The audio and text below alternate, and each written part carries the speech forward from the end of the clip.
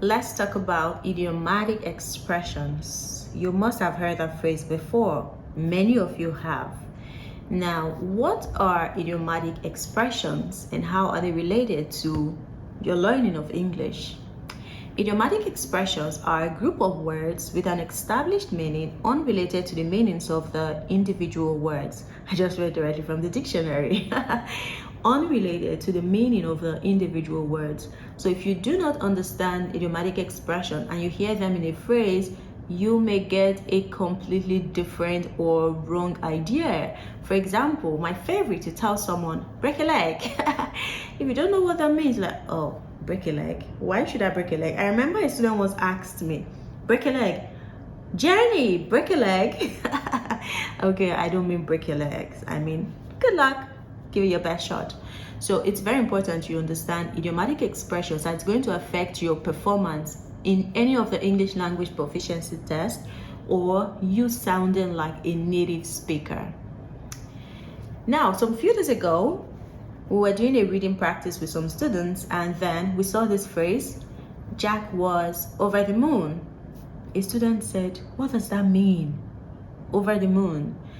And then we thought, okay, it's time to go into this. If you understand these expressions, it makes it easier for you to understand difficult or advanced phrases. Now let's talk about a few of them. I'm going to start with my favorite again. Break a leg. Break a leg basically means I wish you the best. Give it your best shot. I'm rooting for you. No, not I'm rooting for you actually. Break a leg.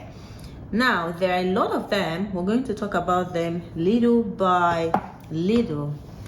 The first on my list is the ball is in your court. You must have heard that before, or maybe you even use it.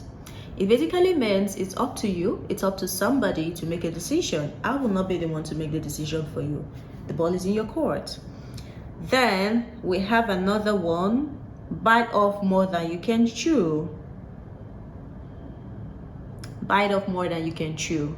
You're taking up a task that is too big for you. You know, definitely you won't be able to do all of this, but then you accepted the assignment. You're biting off more than you can chew. There is another one. Cry over spilled milk. Something has happened. There's nothing you can do about it anymore. But then you're crying. It's actually not literally the word cry, but you're complaining about the loss of something you obviously cannot do anything about. Why cry over the spilled milk? Let it be, let it go. The next on my list is cut corners. Cut corners. A lot of students want to cut corners. Sometimes on the first day of classes they ask, is there no way we can go around this exam? Is there really nothing we can do not to take this test? You want to cut corners. And many times, cutting corners isn't a good thing. The next on my list is cut somebody some slack. Give her some slack. What does that mean? Basically is give somebody a break or not judge the person. Give her some slack.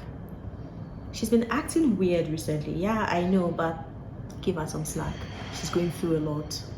Yes. And then another one is get out of hand. Get out of hand. Do not let things ever get out of hand. Basically, it means letting things get out of control. You're no longer able to control a situation. Never let things get out of hand. And then we have it takes two to tango. I know a lot of people who love these idiomatic expressions. It takes two to tango. What does it mean?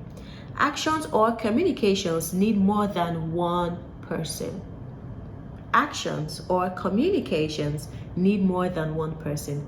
Oh, you're my friend. Yeah, we have an issue, right? But then I won't be the only one trying to see how to make things right. You have to try to. You have to put some effort. It takes two to tango. One person cannot tango.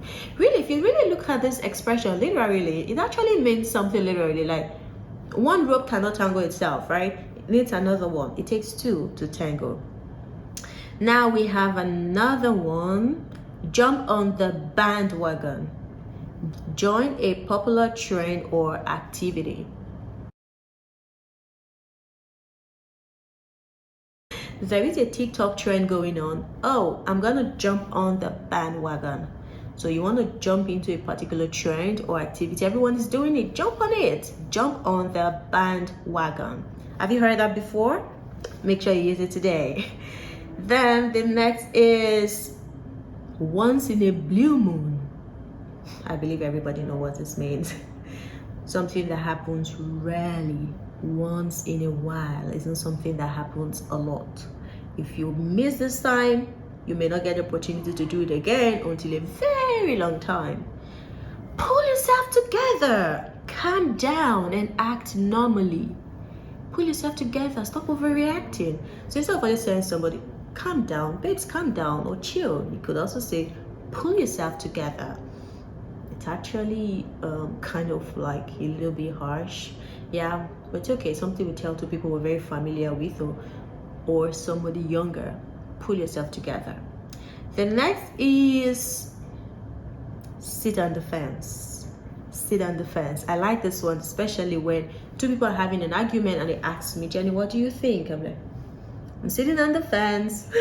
I'm not taking any side. I'm not here. I'm not here. I'm not jumping into your compound. I'm not jumping into your compound. I'm sitting on the fence watching you both argue. It's a good thing most times to sit on the fence. It saves you from a lot of trouble. Sit on the fence. Now, when pigs fly. When pigs fly. Have you ever seen a pig flying before? No, it falls back to the meaning of idiomatic expressions. The individual words, the meanings of the individual word are completely unrelated. So what this means is something that can never ever happen. Something that can never ever happen. When pigs fly. We all know this is not gonna happen. Even if we're hopeful about it, but we know it's never going to happen. A whole 9 yards. A whole 9 yards.